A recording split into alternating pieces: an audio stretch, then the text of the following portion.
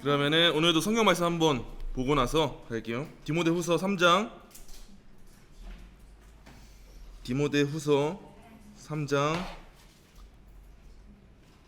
16, 17절입니다.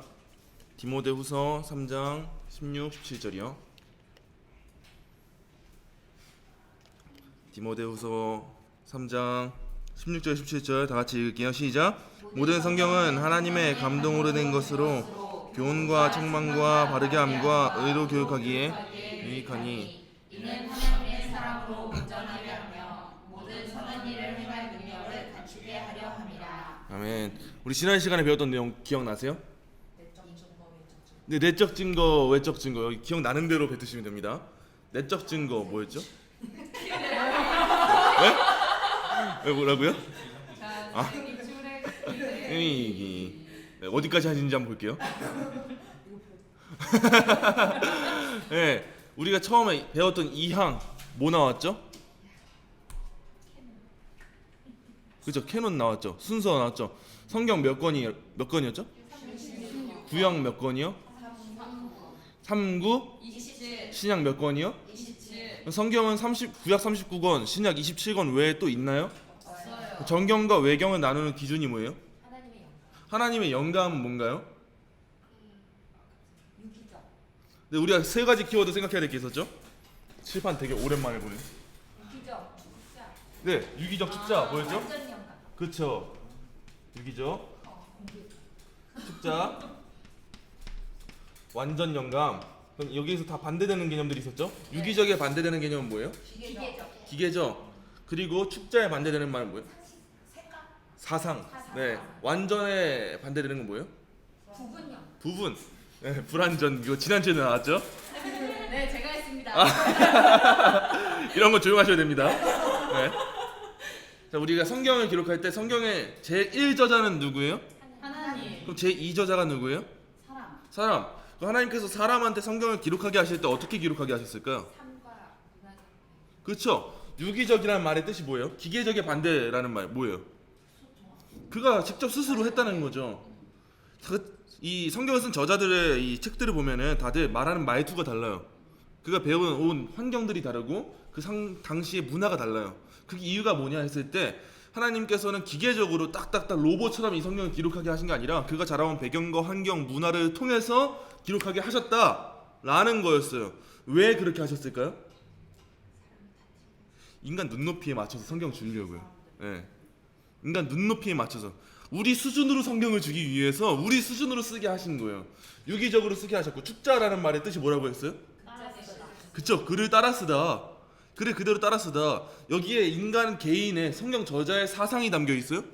아니죠. 하나님의 뜻이 담겨서 하나님의 뜻대로 인간 저자들이 이 성경을 기록한 거죠. 그럼 이 기록된 말씀은 어느 한 부분은 하나님의 말씀이고 어느 한 부분은 하나님의 말씀이 아니고 이런 걸까요?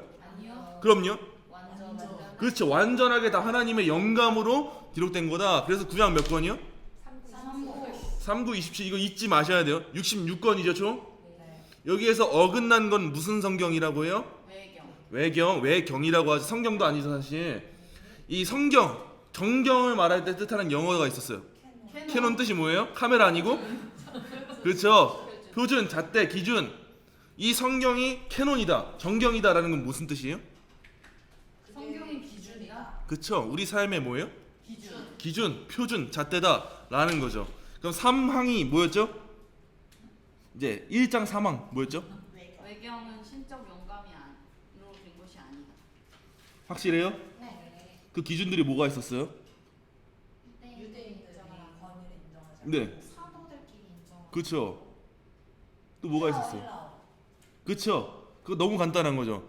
구약 성경인데 헬라어로 기록돼요. 네, 이러면 안 되는 거잖아요. 이런 것들이 있었다. 그래서 외경은 일단 성경이다 아니다요? 아니다. 여러분 외경 보실 수도 있죠.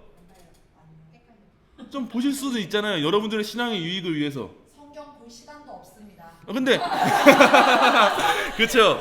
근데 무겁나반이다. 아주 조금이나마 여러분들의 신앙에 유익할 수 있습니까 없습니까?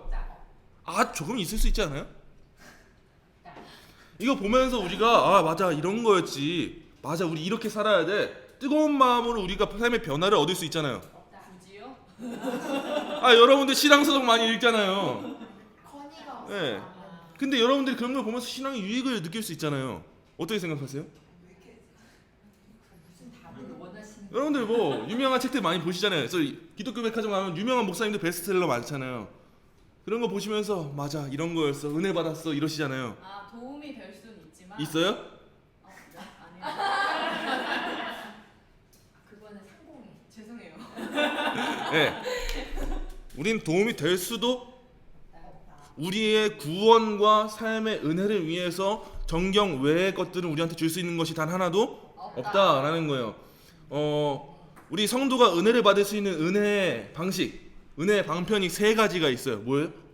성경, 네, 말씀, 기도, 기도. 하나 더. 성,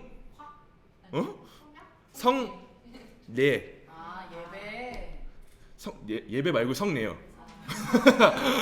성찬. 그리고 성찬 있고 또 뭐가 있을까요? 성례 하면은 세례식 있죠. 우리의 성도가 은혜를 받을 수 있는 방편은 이 세 가지라고 해요. 항상 말씀, 기도, 성례. 말씀을 통해서, 기도를 통해서, 성례를 통해서 우리가 은혜를 누리는 거예요. 하나님이 이걸 우리한테 은혜를 누리도록 마음껏 주신 거예요. 근데 제가 좀 싫어하는 말이 있어요. 일부분은 맞지만 부분은 틀린 말. 그게 뭐냐면 저 찬양을 통해서 은혜 받았습니다. 네, 부분적으로는 찬양도 말씀을 통해서 만드는 것이기 때문에 일부분 은혜 받았다고 말할 수는 있지만 제가 이 고백을 싫어하는 이유가 뭘까요? 원래 말씀 쉽게 생각하시면 돼요. 찬양은 뭐 하는 거예요? 고백, 고백하는 거. 그럼 하나님께 올려드리는 거예요? 하나님으로부터 받는 거예요? 그렇죠. 찬양은 하나님께 고백을 해서 드리는 거죠. 영광을 올려드리는 거죠. 근데 요즘 CCM 가사들 보세요. 얼마나 자기중심적이고 내가 뭐 받았고 아 힘들다 괴롭다 고난의 길을 간다 뭐 한다 아프다 어쩌다 저쩌다 이러잖아요. 이걸 우리가 찬양이라고 할 수 있을까? 이거 여러분들이 생각해 보셔야 되는 거예요. 그냥 감동적인 가사가 있다고 찬양은 아니에요. 찬양은 뭐예요? 하나님께 올려드리는 거, 하나님의 영광을 선포하는 거. 이건 찬양은 은혜 받는 수단이에요? 아니에요? 아니죠. 찬양은 은혜 받은 자들의 고백인 거예요. 그렇기 때문에 이런 개념들을 여러분들이 바르게 잡는 게 굉장히 중요해요. 그러니까 앞으로는 찬양으로 은혜 받았다라고 하실 때는 그렇게 말씀하시고 싶으시면 부연 설명을 하세요. 이 찬양 가사에 나와 있는 이러이러한 성경 구절이 내 마음에 뭐 깊이 찔렀고 그 안에 내가 회개했습니다. 이런 고백은 저는 수용할 수 있어요. 근데 단순하게 찬양의 멜로디가 너무 좋았다. 가사가 너무 좋았다. 오늘 너무 기도가 뜨겁게 잘 됐다. 이런 소리 하면 뭐라고 해야 돼 우리? 닥쳐라. 역시 네. 강보. 이런 말을 서로에게 사랑을 가지고 믿음 안에서 아주 순화시켜서 입 조금만 다물어 주실 수 있으십니까? 이런 말로 우리가 표현을 할 수 있겠죠. 그래도 우리가 좀 더 이런 고백을 하면 낫지 않을까요? 저는 이렇게 생각합니다. 이거를 그냥 말하면 안 되죠. 사랑하는 마음으로 우리가 그런 걸 말할 수가 있어야겠죠. 3항은 이렇게 받고 4항은 여기서 제일 중요한 고백이 나와요. 뭐가 나와요? 성경 권위가 그렇죠. 성경에는 권위가 있다. 이 말은 다른 데 권위가 있다는 거예요? 없다는 거예요? 사탄이 하와를 유혹할 때 뭐라고 했어요? 정말 그렇게 말씀 네, 하나님이 정말 그렇게 말씀하셨냐? 지금 하와를 건드리는 문제가 뭐예요? 말씀 하나님의 말씀이 권위가 있냐? 너의 삶의 제일의 권위가 하나님의 말씀이냐? 그것 때문에 너가 안 움직일 수 있냐? 선악과 안 먹을 수 있냐? 이렇게 유혹했잖아요. 근데 하와가 어떻게 했어요? 넘어갔죠. 하와에게 그 잠깐의 순간이라도 하나님의 말씀이 최종적인 권위였던 거예요? 아니죠. 마찬가지로 사탄이 예수님을 유혹할 때 어떻게 해요? 말씀. 말씀을 권위를 누추시키는 거예요. 그때 어떻게 해요? 물질적인 어려움을 막 갈구는 거예요. 영적인 허영감을 계속 갈구는 거예요. 그런 신앙적인 걸 건드는 거예요. 근데 예수님이 그 사탄의 유혹을 어떻게 이겨내셔요? 말씀으로 이겨냈다라는 거면은 이제 우리 성도들이 이런 시험이 다가올 때, 이런 고난이 다가올 때 어떻게 이겨요? 여러분들의 삶의 최종적인 권위가 뭐예요? 성경. 하나님이 참으로 그렇게 말씀하셨냐라고 하면 여러분들 뭐라고 하셔야 되는 거예요? 응. 그렇게 말씀하셨지. 내 삶의 최종적인 권위 하나님의 말씀이지. 죄 짓는데 이유 없는 사람 있습니까? 없어요. 상황 없는 사람 없고 이유 없는 사람 없어요. 근데 그 상황 때문에 죄가 용납돼요? 아니죠. 이어서 5항 마지막으로 봤던 거죠. 5항은 뭐를 말하고 있었을까요? 교회. 네, 4항에서는 로마 카톨릭을 깠어요. 카톨릭은 성경의 권위와 동등하게 뭘 놨어요? 그렇죠. 성경이 여기에 있으면은 교회도 같은 위치에 놨죠. 그리고 비교적 교회가 더 위에 올라가기도 했어요. 그래서 교황이 말하면 그게 곧 법이죠. 그래서 카톨릭은 이 정경을 선포할 때도 뭐라고 해요? 오류가 없는 교회가 오류가 없는 정경을 만들어냈다. 그렇죠? 우리가 정했으니까 이건 오류가 없어. 다 정경이야. 근데 우린 뭐라고 해요? 반대로 조금 다르지만 교회는 오류를 낼 수 있다. 그러나 하나님의 섭리는 교회가 오류를 내지 않도록 인도하실 것이다. 이렇게 말하잖아요. 근데 이 카톨릭은 항상 그래서 성경을 해석할 때 우리가 말하는 게 다 맞아. 우리만 할 수 있고 너네는 할 수 없으라고 하는데 교회는 뭐라고 해요? 오히려 우리도 할 수 있어. 누구 때문에요? 어떤 하나님? 성령 하나님 때문에 할 수 있다라는 거였죠. 그래서 우리가 성경의 내적 증거, 외적 증거 봤어요. 내적 뭐예요? 성경이 직접 자기가 성경이라고 말하는 거 뭐예요?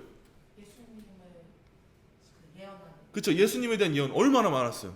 성경에 이루어진 게 얼마나 많아요. 실제로 다 이루어졌잖아요. 이런 게 성경의 내적 증거다라는 거였고, 외적 증거는 뭐였죠? 그렇죠. 역사적으로 이 성경이 어떻게 보존이 되냐고요. 어떻게 지금까지 오고 이 말씀이 사람들을 살리냐고요. 어떻게 여러분들은 지금 이 아침 이 시간에 여기 앉아 있게 하냐고요. 이게 성경이니까 그런 거죠. 그래서 정리하자면 이 계시, 기록된 계시는 일반 계시, 특별 계시가 있었죠. 일반 계시에 뭐뭐뭐 있었죠? 피조세계, 양심, 역사, 이걸 통해서 하나님의 계시가 있었는데 우리 죄인된 인간 그걸 온전히 볼 수 있어요? 그래서 뭐가 주어져요? 특별 계시, 뭐뭐뭐 있었죠? 신현, 예언, 이적, 이 모든 게 누구로 정점을 가요?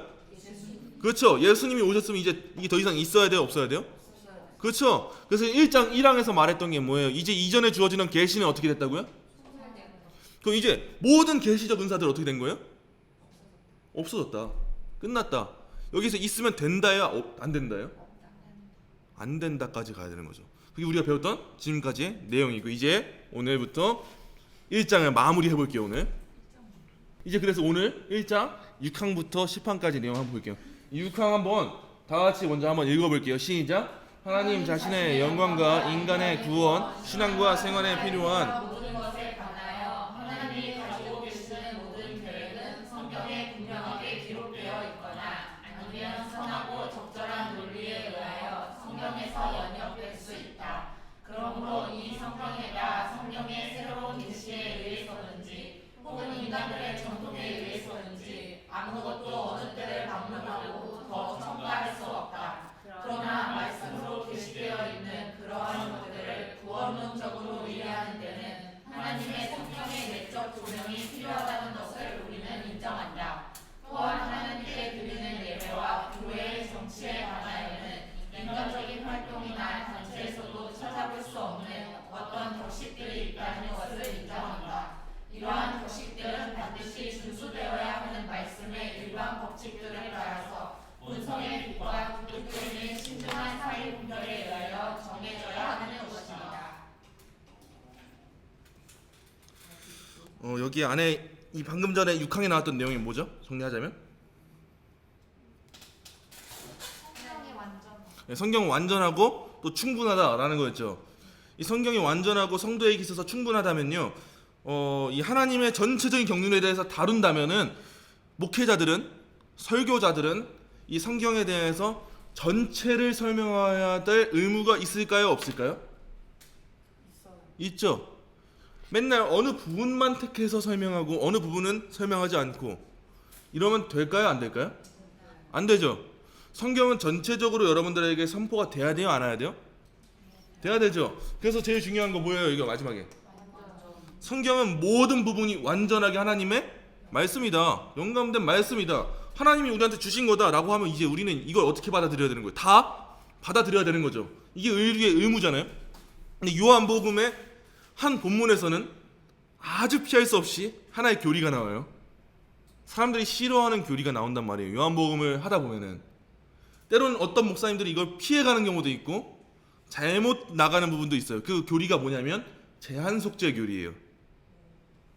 우리가 전에 튤립주의, 칼빈주의 5대 교리 배웠죠? 칼빈주의 5대 교리가 뭐예요?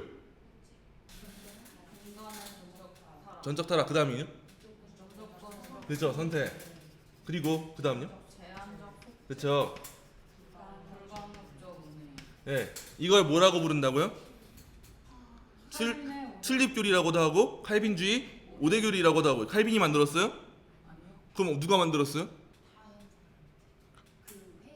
네, 어떤 회의였죠? 알미니우스 이단들과 싸웠던 회의. 그렇죠. 도르트 총회. 얼마 전에 배우셨던 거잖아요. 이걸 까먹으시면 어떡해요. 정말 얼마 전이잖아요. 이거 항상 되새기셔야 되는 거예요.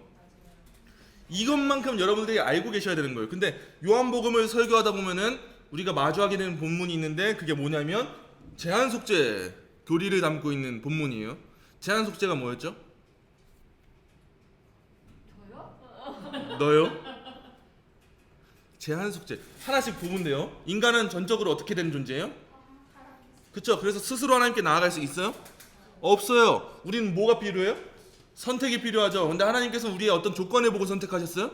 아니죠. 무조건적 선택. 우리가 누굴 생각하면 돼요? 야곱과 태에서부터 하나님이 택하셨잖아요. 장자여서 택한 것도 아니고 둘째여서 택한 것도 아니고 그냥 하나님이 기쁘셔서 택한 거잖아요. 근데 이 구원의 은혜가 누구한테만 적용이 돼요? 그렇죠. 이미 택하신 사람들에게만 예수 그리스도의 십자가 사역이 적용되는 거예요. 이루어지는 거예요. 이게 제한 속죄잖아요. 이 은혜를 입은 사람들은 어떻게 하나님께 나와요? 우리가 거부하고 싶어서 거부할 수 있는 거예요? 아니죠. 우리 스스로도 나아가지만 하나님의 거부할 수 없는 은혜가 우리한테 임하잖아요. 성도의 견인이 뭐예요? 견인차, 레카차요? 끌고 가는 거예요? 그렇죠. 그렇죠. 굳게 인내할 수 있게 하시는 거, 견디게 하시는 거. 우리가 하나님 나라까지 가기까지는 하나님께서 우리한테 버티고 견디게 하시는 거. 그게 성도의 견인이잖아요. 레카차 아니죠? 끌고 가는 견인 아니죠? 굳을 견, 참을 인. 굳게 인내한다. 인내하게 하신다. 이게 견인이었죠. 이 중에서 요한복음을 보다 보면 제한 속죄 교리가 나온단 말이에요. 예수님이 모든 사람을 위해 죽으셨어요? 아니에요. 예수님은 누굴 위해 죽으셨어요? 택하신 자들을 위해서 죽으셨죠. 요한복음 볼게요.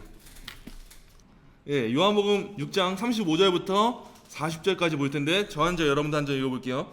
예수께서 이르시되 나는 생명의 떡이니 내게 오는 자는 결코 줄이지 아니할 터이요 나를 믿는 자는 영원히 목마르지 아니하리라. 그러나 내가 너희에게 이르기를 너희는 나를 보고도 믿지 아니하는도다 하였느니라. 중요한 말씀 나와요. 아버지께서 내게 주시는 자는 다 내게로 올 것이요 내게 오는 자는 내가 결코 내쫓지 아니하리라.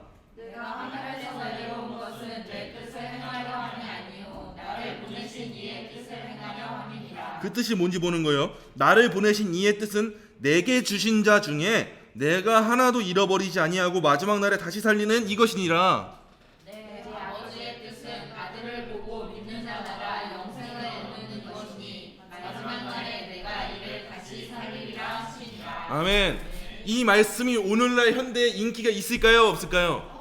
없어요. 왜냐하면 예수님은 모든 자를 위해서만 죽어야 된다고, 모든 자를 위해서 죽어야 된다고 많은 현대 복음주의자들이 말하고 있으니까 그런 거예요. 근데 우리는 뭐라고 말해요? 우리는 하나님이 택하신 자들만 이 예수님의 십자가 사역이 적용된다 이렇게 말하잖아요. 이렇게 말하면 여러분들 어떻게 돼요? 돌 맞아요. 많은 설교가들도 마찬가지란 말이에요.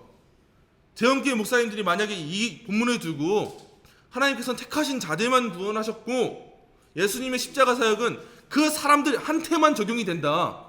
예수님은 모든 사람을 위해 죽으신 게 아니다. 이러면 이제 그때부터 어떻게 돼요? 싫어요 달리고 댓글 달리고 난리가 나는 거예요. 이만큼 사람들이 싫어하는 본문이 없단 말이에요. 근데 많은 사람들이 이걸 반기지 않는데 이거를 설교자들은 설교해야 돼요? 말아야 돼요? 왜요? 성경은 뭐라고 말하고 있어요? 그렇죠. 온전하게 말하고 있어요. 다 말해야 된다고 알려주고 있어요. 이걸 말해야 된다고 말하고 있는 거예요. 제한 속죄 교리를 어디서 가르치고 있어요?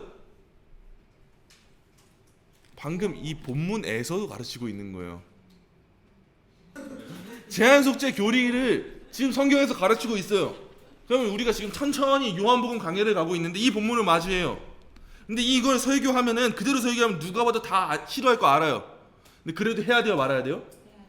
만약 여러분들이 이걸 듣고 기분이 나빴어요. 기분이 나빠서 교회를 나가야 돼요, 말아야 돼요? 네, 무릎 꿇고 회개해야죠. 우리가 받은 구원의 은혜를 알아야 되는 거죠. 그래서 이런 성경 말씀들을 모든 걸 다 설교를 해야 된다, 말아야 된다? 해야 된다. 모든 걸 다 들어야 된다, 말아야 된다? 들어야 된다라는 걸 이 서론에서 말해주고 있는 거예요. 하나님 자신의 영광과 인간의 구원, 신앙과 생활에 필요한 모든 것에 관하여 하나님이 가지고 계시는 모든 계획은 성경에 분명하게 기록되어 있거나 아니면 선하고 적절한 논리에 의하여 성경에서 연역될 수 있다. 우리가 쉽게 복음주의랑 개혁주의랑 나누는 걸 어떻게 나눌까요?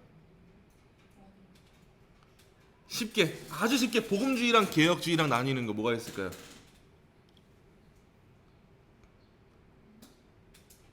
쉽게 나누는 팁을 드리자면요, 이거는 안 배우셨을 거예요. 솔라랑 튤립이랑 나누면 돼요.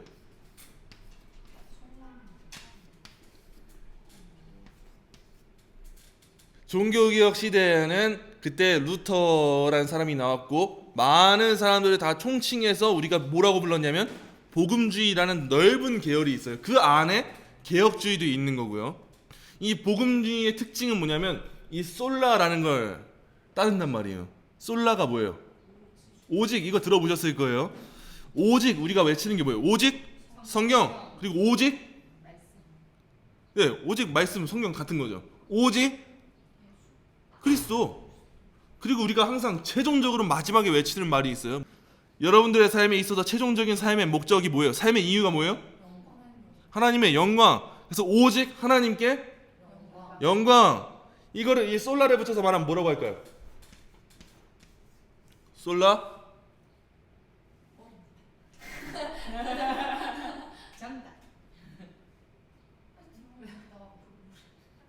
여기서 이게 말이 좀 달라져요. 솔리 데오 글로리아라고 해요.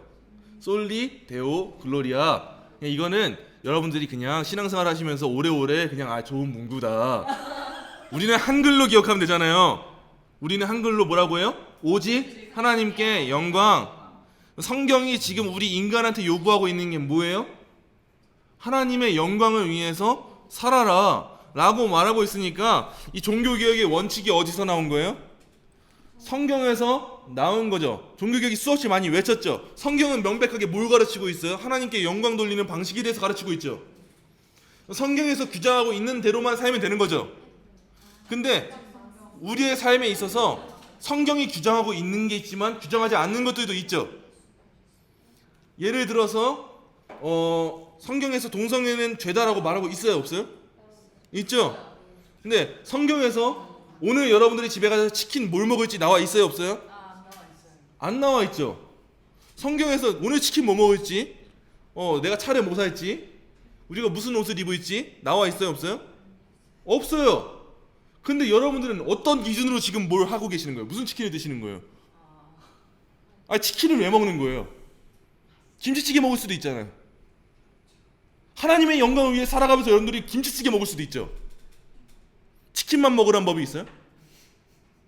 여러분들이 요즘에도 메추리알 먹을 수도 있죠. 계란 먹을 수 있죠. 다 할 수 있죠. 다 할 수 있어요? 여러분들이 맨날 음주 가물을 즐길 수 있어요? 왜요? 취하지 말라고 나와 있잖아요. 먹지 말라 아니잖아요. 맨날 먹어도 되죠? 왜요? 맨날 그것만 생각하고 있다는 거잖아. 취하지 말라고 했잖아요. 그럼 교회 와서 좀 맥주 한 잔, 맥주 캔 하나 따가지고 예배 드릴 수 있잖아요. 유혹당할 수 있지. 왜요? 근데 유혹 당할 수 있지만 안 당할 수도 있잖아요. 여러분들 잘 아셔야 되는 게 외국에 있는 유럽에 있는 유명한 신학자들 옛날 사진을 보면 손에 항상 뭔가 들어져 있어요.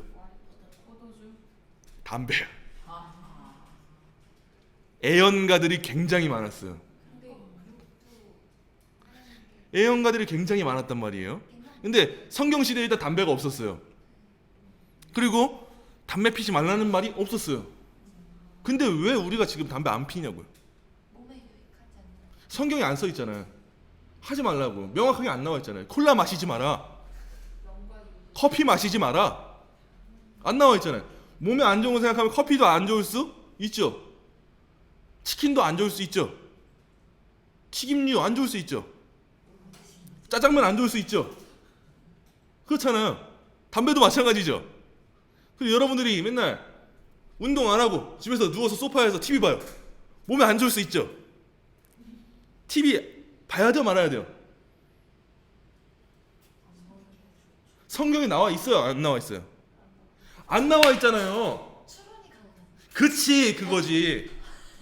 지금 제가 뭘 말하고 있는 거냐면은 성경은 명확하게 규정하고 있는 게 있는 동시에 잠재적으로 가르치고 있는 것도 분명하게 있다라는 거예요. 뭐냐면 성경은 항상 이 원리에 대해서 가르치고 있어요.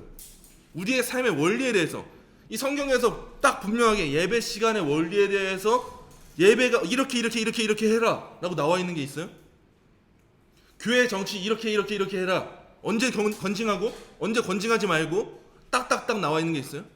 만약에 집사가 이런 얘기하면 건징해라, 이런 말 안 나와 있죠. 근데 교회에서 건징을 하죠. 왜 해요? 이 안에 담겨있는 원리가 있어요. 우리 삶에 마주하는 애매모호한 일들이 있죠. 여러분들 오늘 집에 가서 치킨 뭐 먹을지, 어떤 치킨 먹을지, 국대 먹을지 국내 먹을지, 이런 거. 여기서 중요한 게 뭐예요? 고린도전서 봅시다.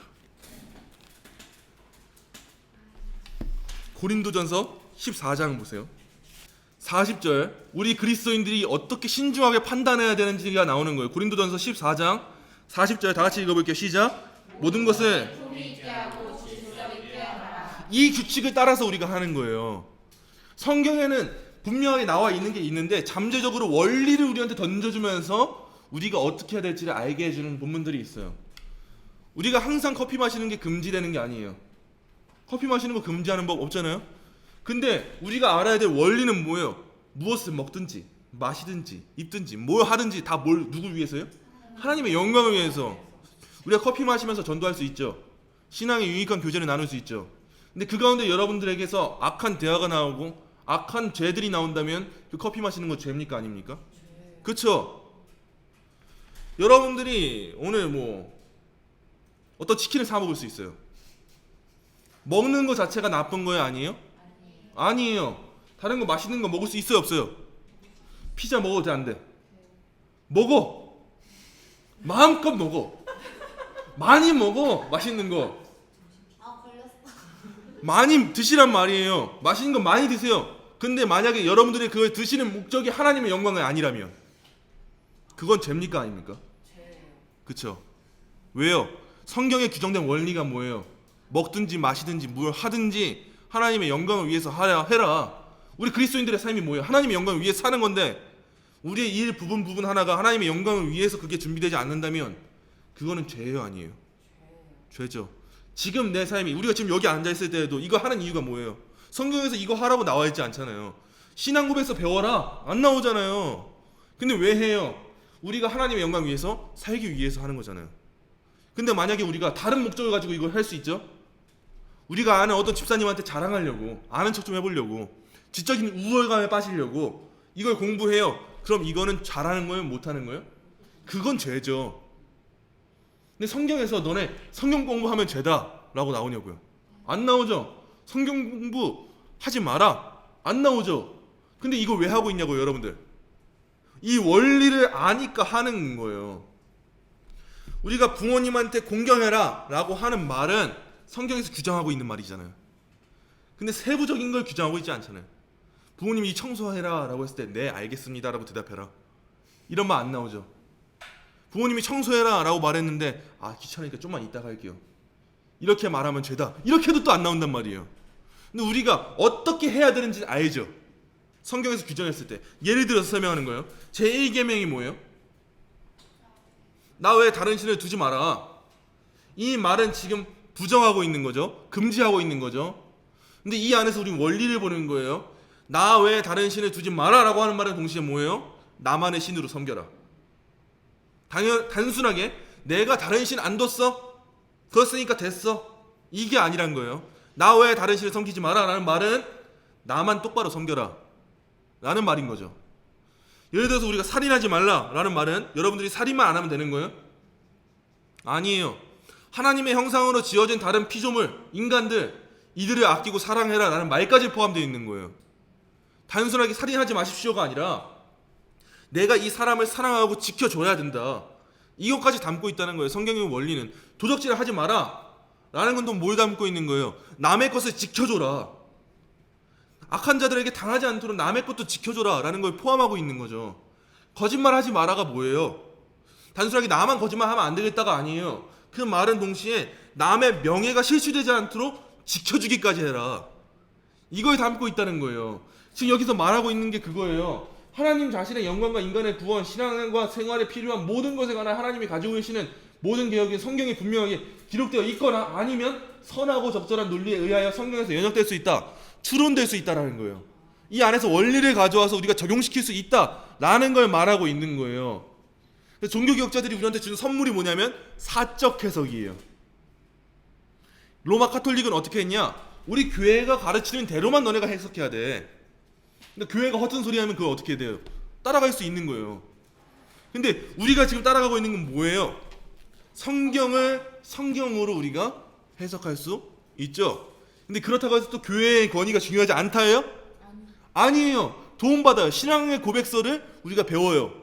그래서 이걸 통해서 우리가 어떻게 해석할 수가 있어요? 없어요? 있죠. 이제 여러분들이 제1계명을 보면 뭐라고 해석하실 거예요?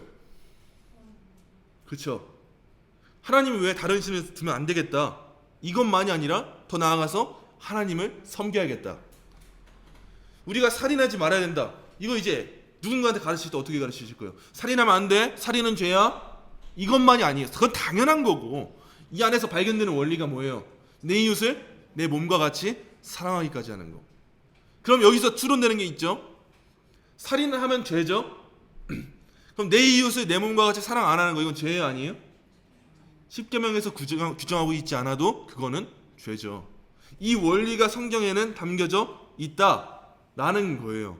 이 성경의 원리를 해석하기 위해서 우리는 성경을 통해서 알아야 되는 거고, 그래서 우리가 지금 도움받고 있는 게 뭐예요? 신앙 고백서인 거예요. 우리는 성경에서 출발해서 신조로 가요. 신조를 통해서 신학으로 가요. 신학을 통해서 어디로 가요? 성경으로 가요. 여러분들이 이걸 백날 배워서 이것만 알고 있으면 소용이 없어요. 이걸 통해서 뭘 봐요? 성경을 보는 거죠. 성경을 봐서 뭘 향해요? 신앙 고백서를 향하죠. 신앙 고백서를 봐서 뭘 향해요? 성경. 계속 반복되는 거예요. 이래야 우리한테 건강한 해석이 있는 거죠. 이어서 있는 빨간 글씨 한번 다 같이 볼게요. 시작.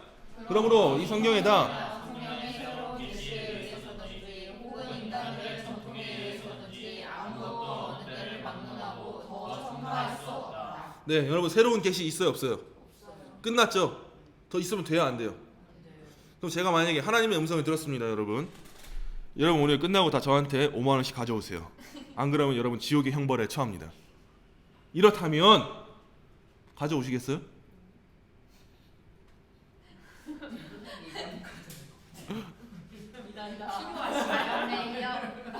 여러분 사역자를 섬기는 게 굉장히 중요합니다. 저한테 50만 원씩만 이체하세요. 하나님이 안 그러면 벌하십니다. 이럴 때 여러분들이 제 말에 양심의 가책을 느낄 수가 있단 말이에요. 그게 잘한 걸까요? 성경에 부합하다면 잘했겠죠. 근데 성경에 부합하지 않다면 못했겠죠. 여러분들의 양심의 가책의 원인은 뭐예요? 성경. 이거 외에는 있어요, 없어요? 없어요. 근데 이 시대에도 계속해서 계시를 받았다고 하는 사람들이 있을까요, 없을까요? 있죠. 대표적인 사람들 누가 있어요? 많이 또 그분 대단하신 분 있잖아요. 그 대단하신 분 있고 또 얼마나 많아요. 뭐 하나님 어머니 많잖아요. 계시 받는 분들 많잖아요. 근데 이것만 있는 게 아닌 거예요. 여러분들이 신앙생활하면서 이러한 특별한 체험을 하는 건 중요하지만 여기에서 엇나가서 계시적인 체험을 받았다, 이거 주장하고 다닌다, 이러면 여러분들도 똑같이 가는 거예요. 그래서 이 시대에 거짓 교사들이 많이 있을까요, 없을까요? 앞으로 많아질까요, 안 많아질까요? 얼마나 많아질까요? 마태복음 한번 보시죠. 마태복음 24장 우리 9절부터 11절 한번 읽어볼까요? 9절부터 11절 시작. 그때 사람들이 너희를 환란에 넘겨주겠으며 너희를 죽이리니 너희가 내 이름 때문에 모든 민족에게 미움을 받으리라. 그때 많은 사람이 거짓 선지자가 많이 일어나. 네, 뭐라 말하나요? 거짓 선지자가 얼만큼 일어나요? 그렇죠. 13절 보세요. 그러나 끝까지 견디는 자는 구원을 얻으리라. 이어서 24절 볼게요. 뒤에 24절 다 같이 읽을게요. 시작. 거짓 그리스도들과 거짓 선지자들이 일어나 큰 표적과 기사를 보여 할 수만 있으면 택하신 자들도 미혹하리라. 네, 이어서 갈라디아서 1장 볼게요. 갈라디아서 1장 8절부터 9절 다 같이 읽어볼게요. 시작. 그러나 우리나 혹은 하늘로부터 온 천사라도 우리가 너희에게 전한 복음 외에 다른 복음을 전하면 저주를 받을지어다. 우리가 전에 말할거니와 내가 지금 다시 말하노니 만일 누구든지 너희가 받은 것 외에 다른 복음을 전하면 저주를 받을지어다.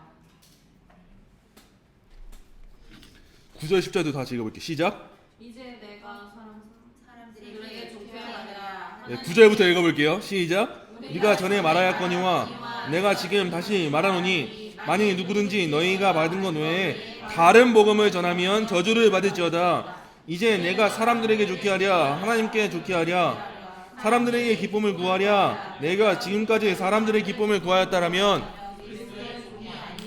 네, 여러분 거짓 교사들 많이 있을까요? 없을까요? 있죠. 거짓 교사들은 여러분들이 생각하시는 만큼 그렇게 엄청 대단하게 거짓적인 게 아니란 말이에요. 이 시대를 미혹하는 사람들은 엄청 대단하게 누가 봐도 거짓이다 할 만한 사람들이 아니었단 말이에요. 사람들이 바보겠어요? 왜 신천지를 가요? 신천지를 가보시면 알잖아요. 사람들이 바보겠냐고요. 여러분들이랑 똑같은 사람들이잖아요. 똑같은 인간들이잖아요. 근데 왜 가요? 아, 정말 미혹될 만큼 아주 조금 다른 걸로 유혹하기 때문에. 누가 대놓고 나 거짓 교사입니다 말하고 하겠어요? 누가 대놓고 내가 예수 그리스도입니다 말하면서 오겠냐고요? 아니란 말이에요. 천천히 차근차근 스며들게 한단 말이에요. 그 안에 내가 이런 하나님의 음성을 들었습니다. 하나님께서 이렇게 택하실 거고 이렇게 하실 거고 저렇게 하실 거고 아주 여러분들의 움직일 만큼 그렇게 감정을 끌어올린 만큼 한단 말이에요. 근데 이런 사람들이 앞으로 많아져요, 적어져요. 그래서 우리가 알아야 되는 게 뭐냐고요? 캐논, 성경이죠. 기준을 알아야 넘어가지 않겠죠. 근데 이 다른 복음이 얼마나 많겠냐는 거예요. 만약에 요한복음 6장을 설교하는데 제한 속죄 교리를 안 가르쳐요? 그럼 그게 다른 복음이에요. 만약에 누군가 인간의 전적 타락을 안 가르쳐요? 그게 다른 복음인 거예요. 하나님의 예정에 대해서 온전히 가르치지 않아요? 그럼 그게 다른 복음인 거예요. 도르트 총회가 열렸던 것처럼 우리 인간에게서도 어떤 조그마한 가능성을 볼 수 있습니다. 여러분들 열심히 다 해보세요. 여러분들 구원을 위해서 여러분들이 할 수 있는 무언가 조그만 것이라도 있으니까 그걸 위해서 해보세요 라고 한다면 그게 다른 복음인 거예요. 아주 약간의 차이인 게 보이세요? 아주 조금의 차이라고요. 여러분들 구원을 위해서 열심히 일해야 돼요, 말아야 돼요? 여러분 구원을 지키기 위해서, 이루기 위해서 열심히 행하셔야죠. 우리가 은혜를 입었으니까 하는 거잖아요. 근데 여러분들이 행하시는 구원을 위한 이 열정들이 구원을 위해서 아주 조금의 무언가 원인이 될 수 있습니까? 아주 조금은 그렇게 할 수 있잖아요, 여러분. 조금은 여러분들이 믿어야지 구원을 얻는 거니까. 하나님 앞에 조금은 여러분들이 할 수 있는 뭔가가 있잖아요. 없어요? 여러분들이 하는 거 아무것도 없다고요? 그럼 여러분들 기계적인 거예요? 아주 조금 여러분들이 해야 되는 게 있잖아요. 여러분 스스로 믿어야 되는 게 있잖아요. 그렇지 않아요? 그게 여러분들 구원을 얻는 데 있어서 조금의 도움이 될 수 있는 거 아니에요? 이게 다른 복음이라고요. 아주 뭔가 대단한 것처럼 아주 다르게 다가오는 게 아니라 아주 여러분들 미혹한다고요. 우리 인간의 생각으로 본다면 아주 그럴듯하게 찾아온다고요. 여러분 외경 봐도 되죠? 아, 볼 수는 있잖아요. 볼 수는 있잖아요. 여러분들 많은 책 볼 수 있잖아요. 여러분들이 법륜스님 책 볼 수 있죠? 볼 수는 있잖아요. 여러분들 봐서 좋을 거 없는 거 많이 보시잖아요. 드라마 많이 보시잖아요. 왜 안 보는 것처럼 말씀하세요? 봐서 나름 좋은 거 있을 수도 있잖아요. 그쵸? 여러분 좋으니까 다 하시는 거잖아요. 소설책 볼 수 있죠? 신문기사 볼 수 있죠? 네이버 블로그 볼 수 있죠? 맛집 리뷰 볼 수 있죠? 뭐 다 할 수 있죠? 맛있는 거 먹을 수 있죠? 여러분 좋으니까 할 수 있는 거죠? 외경 볼 수 있죠? 왜 이건 안 돼요? 네, 드라마 볼 수 있죠. 영화 볼 수 있죠. 다 할 수 있죠. 이렇게 다가오는 거라고요. 법륜 스님 말에 조금이나마 우리가 삶에 유익을 얻을 수 있는 말이 있죠. 해민 스님 잘생겼죠. 공부 잘하죠. 해민 스님 얼마나 잘생겼는지 몰라요. 공부도 잘해요. 아주 유익한 사람 많잖아요. 여러분 유재석 대단하죠. 유재석 훌륭하죠. 백종원 기가 막히죠. 요리 정말 잘하죠. 한번 요리해줬으면 좋겠죠. 정말 훌륭하잖아요, 여러분. 백종원 씨가 나와가지고 여기서 한번 강연 한번 우리 교회에서 할 수 있죠. 잠깐 이렇게 모임에 와가지고 잠깐 뭔가 할 수도 있잖아요, 그죠? 하면 안 돼요? 왜? 지금 예배 시간 아닌데? 그래도 기회라. 나름 여기에서 만약에 너희들한테 기업을 운영하는 원리에 대해서 알려주면 유익할 수도 있잖아. 그걸 이거 모는 게 아니잖아. 아 근데 만약에 그 장을 열어준다면 유익할 수 있잖아. 목적이 달라서 안 돼. 왜? 목적이 다르. 뭐가 다른데? 우리는 모이는 이유가 오직 예수님이나 하나님에 대한. 근데 우리가 그런 모임으로 모였지만 우리가 세상 가운데 아무 일도 안 하면서 살아가는 거 아니잖아요, 여러분. 여러분들도 일도 해야 되고 기업도 세워야 되고 다 해야 되잖아요. 그러면 좀 유명한 기업 컨설팅가가 와가지고 도움을 주면 좋잖아요. 어디에서도 못 받는 거잖아요, 여러분. 여러분 죽을 때까지 백종원 씨 아마 한 번도 못 만날 거예요. 돈 못 받을 거란 말이에요. 근데 한 번쯤 불러서 돈 받을 수도 있잖아요, 그죠? 뭘 받냐고요?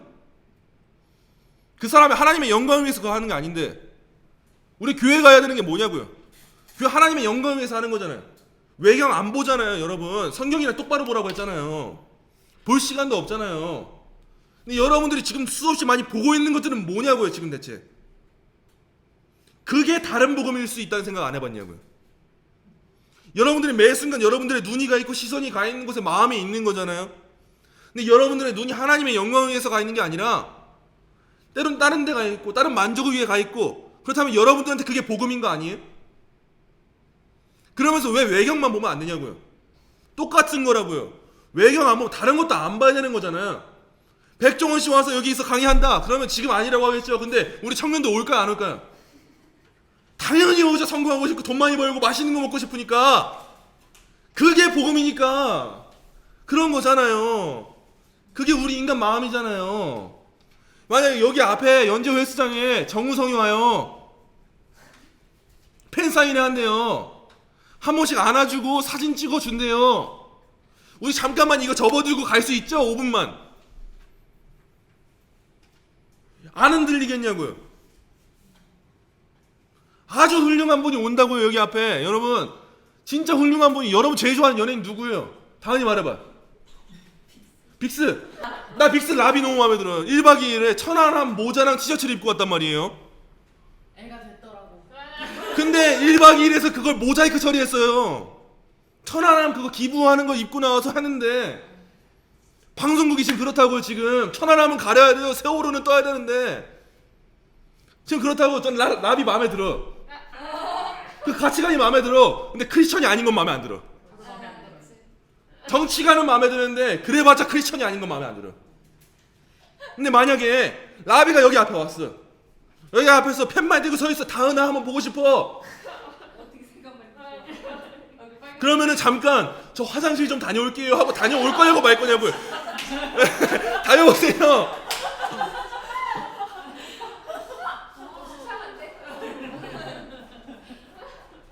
이런 문제라고요. 다른 복음은 아주 쉽게 생각하면 이런 거라고요, 여러분. 뭐 당연하게 생각하는 여러분들이 뭐 이만희, 여호와의 증인, 신천지, 안상호의 증인에 안상호 뭐 이런 거 빠지는 거 자체가 다른 복음이 아니라 여러분들에게 있어서 이런 다른 복음을 조장한다면 그가 거짓고사고 여러분들이 사모하고 있는 복음이 다른 복음인 거라고요. 여러분 딱 떳떳하게 외경 안 볼 거라고 말하잖아요. 근데 왜 그러냐면 여러분들이 안 볼 거 아니까 그런 거예요. 근데 여러분들이 여기 정성이 오는데 안 볼 수 있다고 말할 수 있냐고요. 그거는 잘못된 거죠. 말할 수 있겠냐고요. 못해요. 왜냐면 나도 보고 싶은 마음이 생기니까. 이게 다른 복음이라는 거예요. 여러분들의 복음이 뭐냐고요. 성경이냐고요. 라비 와서 너 기다리면 안 나갈 수 있겠냐고요. 생각만 해도 좋잖아. 얼마나 좋아. 근데 오늘 저녁에 집에 가서 성경책 필 때 이런 생각이 오냐고요, 우리한테 드냐고요. 오늘 성경책 필 때 라비 온 것처럼 하면서 할 수 있겠냐고요. 그게 아니면 거짓 교사고 거짓 복음이다, 다른 복음이다라는 거예요. 단순하게 여러분 외경 보면 안 돼요. 이게 아니에요. 여러분들이 하나님을 사랑하는 데 있어서 마음이 뺏길 수 있는 거 다 안 돼요. 하나님의 영광을 위해서 하는 게 아닌 거 다 안 돼요. 모든 게 안 돼요. 다 안 되는 거예요. 다 안 돼요. 근데 생각해 보세요. 여러분들이 포기하시는 게 많을까요? 주신 게 많을까요? 그쵸? 이걸 알면 포기하는 게 아깝지 않을 거예요. 이 은혜를 더 깊게 묵상한다면. 우리가 주목해야 될 건 포기하는 게 아니에요. 우리가 주목해야 될 건 받은 거예요. 주신 거. 주신 거 생각해 보세요. 여러분들의 목숨, 생명, 이 땅에서의 삶 누가 주셨어요? 이거 안 주셔도 되는 분이시죠? 여러분들 지옥의 형벌을 위해서 열심히 이 땅 살다가 죽을 수 있도록 하셔도 되실 분이시죠? 여러분 이 땅에서 열심히 부귀영화 누리고 나서 지옥의 형벌에 떨어져도 괜찮도록 하신 분이 하나님이시죠?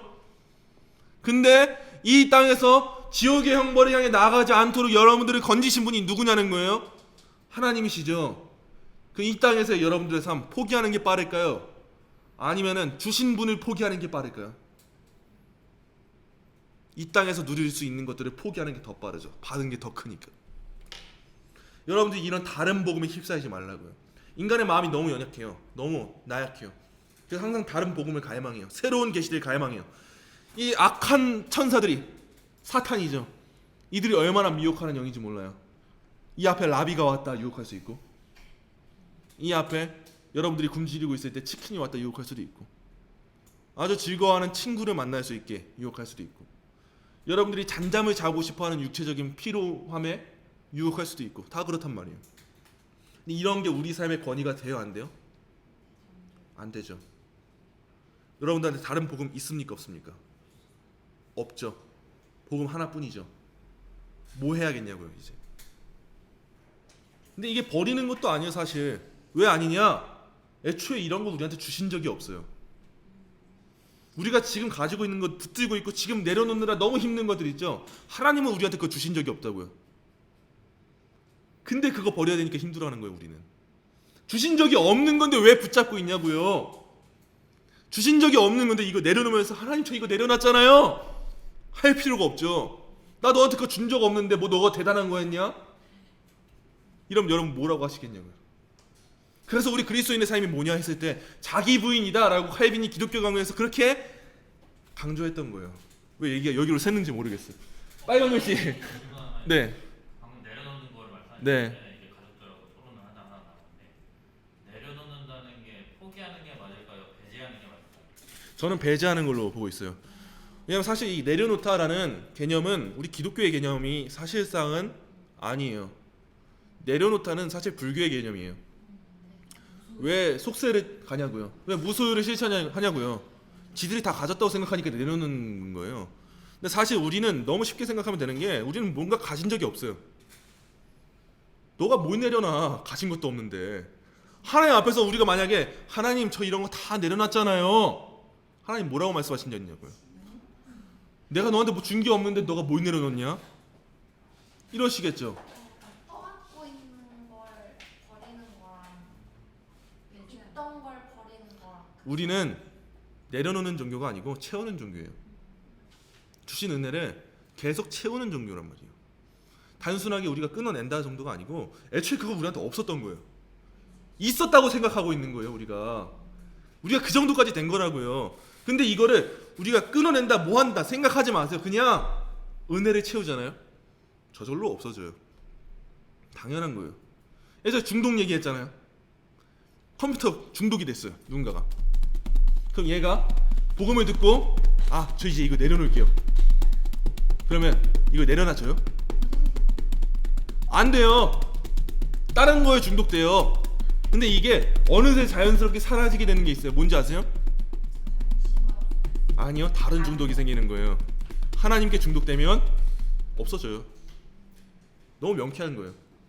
그래서 우리 기독교는 당연하게 제가 내려놓겠습니다 내려놔야지가 아니라 그냥 회개하세요. 그냥 제가 잘못했습니다. 그리고 은혜를 채우는 거예요. 은혜 뭘로 채워요? 말씀, 기도, 성령. 이미 주셨다고요. 주신 걸 하면 돼요. 주신 걸 하면 되고 안 주신 거는 안 하면 되는 거예요. 많은 힘겨움이 있을 거예요. 라비 오면 어떻게 할 거예요? 그렇죠. 안 나가야죠. 왜요? 내 마음에 더 큰 분이 오셨잖아요. 당연하게 그냥 내가 안 나가야지가 아니라 나갈 생각조차 안 드는 거예요. 왜냐? 더 큰 분이 오셨으니까. 그게 우리라고요. 내려놓는다가 아니고 이미 주셨어요. 주시니까 없어졌어요. 그냥. 이게 우리 그리스도인의 삶이지 않을까? 내려놓고 싶으면 내려놓으세요. 하나님 말씀하실 거예요. 나 너한테 그런 거 준 적 없다. 내려놓으세요. 그럼 머리 밀고 가시면 돼요. 산으로. 네. 또 질문 하나 있는데요. 이게 한 번도 저런 생각을 안 해봐서 조금 이해가 안 돼요. 우리가 그 배제한다는 게 내 삶에서 그걸 없었던 것처럼 여긴다는 거잖아요. 근데 이게 살다 보면 그것 때문에 부딪히는 일이 생기지 않아요. 예를 들자면 예를 들어서 저번에도 얘기했듯이 영화나 이런 게 딱 나왔을 때 이런 내용에 대해서 비판을 할 수 있고 비성경적인 부분을 속간해서 알 수 있다. 요거랑 좀 다른 게 있네요. 비성경적인 부분을 우리가 발견해서 해석하고 나름의 중요한 것들을 알 수가 있죠. 그렇죠? 그렇죠? 우리가 비성경적인 부분 잘라낼 필요 있죠. 그래서 우리가 해석할 필요 있죠. 그렇죠? 있죠? 있죠? 있죠? 그럴 수 있죠. 중요한 거 보시는 거예요. 원리를. 그걸 왜 했어요? 하나님의 영광 위해서 한 겁니까? 중요한 거예요. 하나님의 영광 위해서 여러분들이 문화평론가가 되셔서 세상의 기독교 세계관을 알리겠다. 그렇다면은 그럴 수 있죠. 근데 만약에 남들 다 보니까 나도 한번 보고 싶고 보고 싶은데 비성경적인 게 있고 나름은 분별하면서 봐야겠다. 이런 거라면 전 안 봐요. 그러면요, 아침에 눈을 떠서 잠잘 때까지 할 수 있는 건 말씀 기도. 아니죠. 하나님 제정하신 원리들이 있잖아요. 집사님이 시은이와 다한이한테 밥 해주는 거, 이거 밥 해줄 때 그냥 해주는 게 아니죠. 이 아이들이 하나님의 영광 위에 살아갈 수 있도록 이 아이들한테 힘을 주고 제공해주고, 그렇다면은 그게 하나님의 영광 위해서 하는 일인 거죠. 그거 먹고 사는 문제. 네, 그 먹고 사는 문제를 누구 위해서 하냐가 중요한 거죠. 그런데 네, 그러면 지금 말씀 중이시면 네. TV도 아예 보지 말고 핸드폰도 아예 보지 말고 성경책 외에는 다른 책을 절대 보지 말고. 저 속세를 떠나라는 건 아니에요. 이거를 할 수 있어요. 여러분들이 문화를 못 누리시는 게 아니에요. 문화를 누릴 수 있어요. 시대는 발전했고 문화는 누릴 수 있어요. 여러분들이 의학을 다 누리시죠. 예수님 시대에 무슨 MRI 기계가 있었어요? 없었잖아요. 근데 지금 있었잖아요. 누리시잖아요. 누리는데 그 이유가 뭐냐고요. 하나님이 주셨다. 그리고 더 건강을 얻어서 하나님 영광 위에 살아가겠다. 그럼 누릴 수 있죠. 여러분들이 핸드폰을 통해서 어떠한 맛집을 발견해요. 맛집 발견할 수 있죠. 맛집 갈 수 있죠. 가서 먹을 수 있죠. 먹는 거 제 아니죠. 사람들 많이 가는 맛집 갈 수 있죠. 거기에서 여러분들이 신앙의 교제를 나눠요. 그럼 유익해요, 안 해요? 해요. 근데 만약에 거기여야지만 신앙의 교제를 나눌 수 있어요? 그럼 그게 유익한 거예요, 아니에요? 아니죠. 여러분들이 TV를 보실 수 있어요. TV를 보시면서 뭐 인간적인 그런 감정들도 있잖아요. 그런 거 누릴 수 있죠. 근데 만약에 여러분들이 TV를 보시면서 그 TV가 가지고 있는 악한 것들의 세계관에 빨려 들어간다? 또한 그걸 성경이 주는 유익보다 기쁨보다 더 크게 여긴다? 또한 그걸 내 삶에 있어서 가장 시간을 빼앗기는 것으로 사용한다? 이렇다면 유익하지 않죠. 근데 만약에 TV를 통해서 여러분들이 정보를 막 받아들여요. 국을 끓이는데 이걸 넣으면 맛이 잘 사는구나. 아니면 뉴스를 보니까 저쪽 지역에 이런 안타까운 일이 있었네. 이거 위해 기도해야겠다. 이러면 여러분들이 그걸 보고 알 수 있죠. 유익을 누릴 수 있죠. 이런 문화를 사용하는 건 우리한테 굉장히 애매모호한 노선에 있어요. 우리는 일단 반문화주의자는 아니에요. 그런데 중요한 건 친문화주의자도 아니에요. 세상 가운데 거하며 살아가요, 우리가. 근데 세상에 속해 있진 않아요. 하나님 나라와 인간 나라에 우린 둘 다 살아가죠. 근데 우리한테 우선순위를 따지자면 어디 나라가 우선이에요? 하나님 나라를 통해서 인간의 나라를 살아가죠. 그래서 어떤 저자는 이렇게 설명했어요. 우리는 하나님 나라로부터 보냄받은 스파이다. 스파이다라는 말이 뭐겠어요? 하나님 나라의 뜻을 이 땅 가운데 실현시키는 게 우리 삶의 목적이라는 거겠죠. 여러분들이 TV 보시고 영화 보시고 뮤지컬 보시고 뭐 하시고 쇼핑하시고 맛집 가시고 카페 가시고 할 수 있죠. 스파이로 하세요. 그렇다면은 기준이 생기시겠죠. 스파이로 스마트폰 보세요. 유튜브 보세요.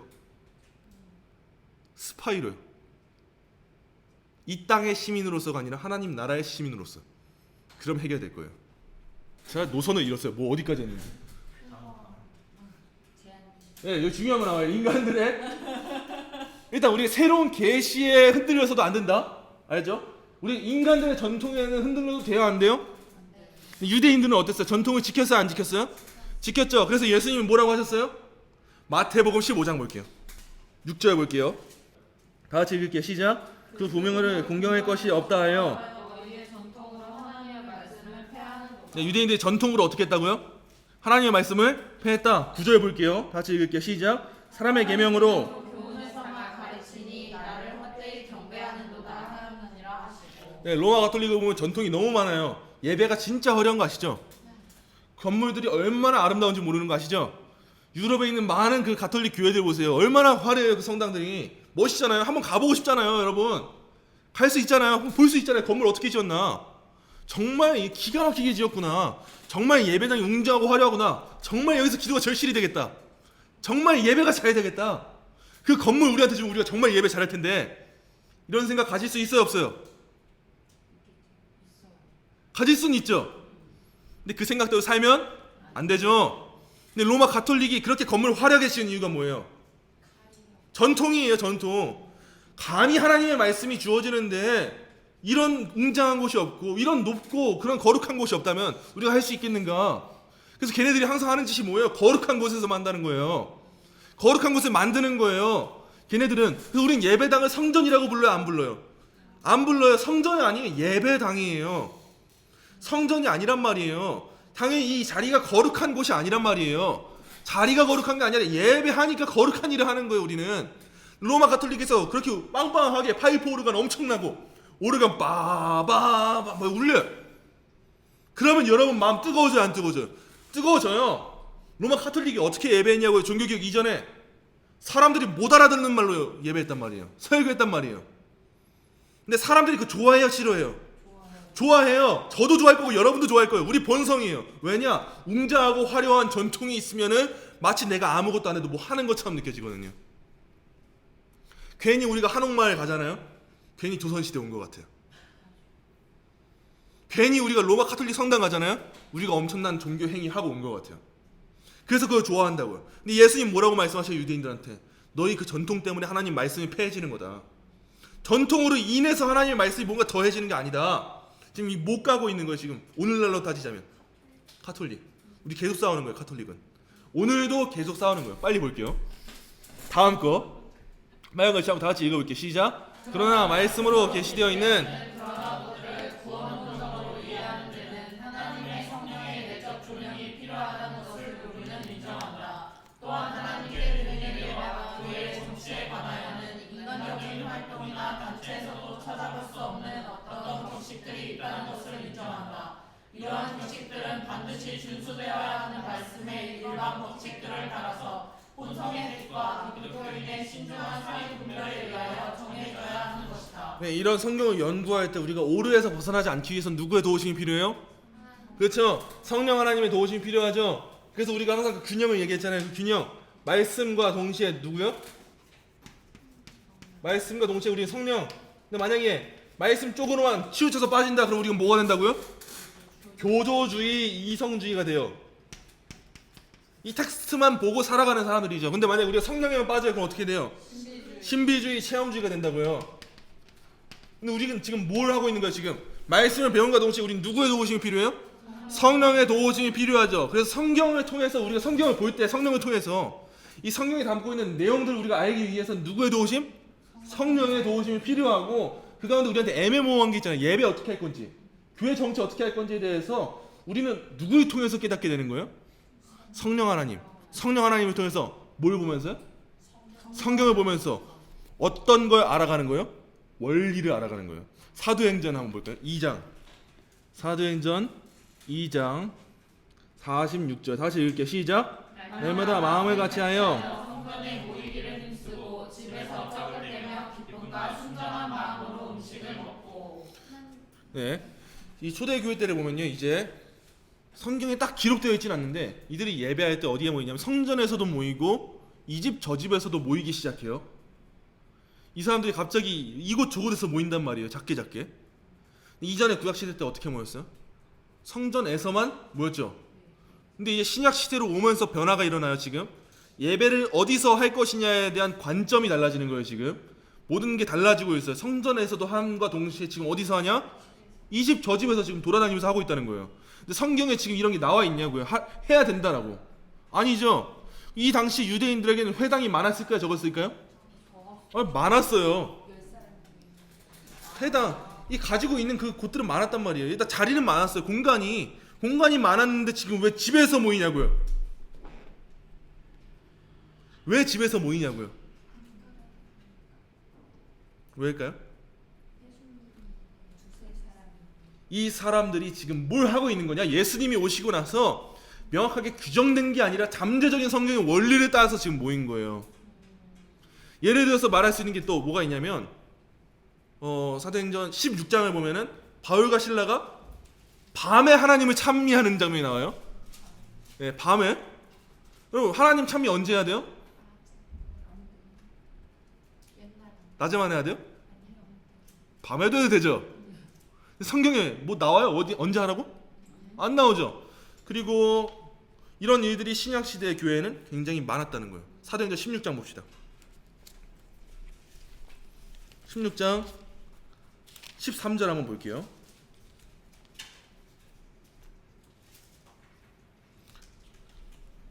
13절 다 같이 읽어볼게요. 시작.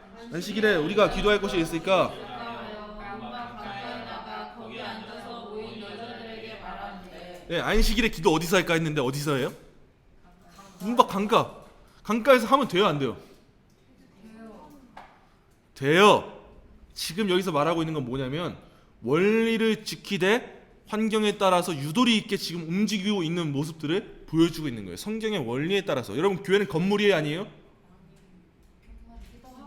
그렇죠. 건물이기도 하고 아니기도 해요.